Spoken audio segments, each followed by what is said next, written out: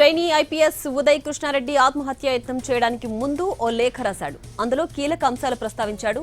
అతనిపై అత్తాపూర్ పోలీస్ స్టేషన్లో ఫిర్యాదు చేసిన ట్రైనీ మహిళ ఐపీఎస్ గుర్తించి ఎన్నో విషయాలు ప్రస్తావించాడు.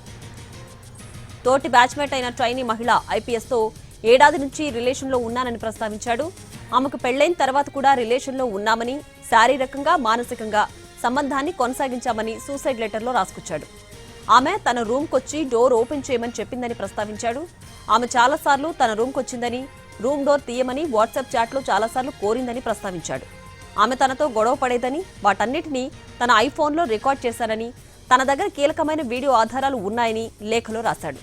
ఈ నెల 9వ తేదీన కూడా ఆమె తన రూమ్కు వచ్చిందని, తనను ముద్దు పెట్టుకుందని, తన సమ్మతి లేకుండా గట్టిగా కౌగిలించుకుందని లేఖలో రాశాడు ఉదయ్ కృష్ణారెడ్డి.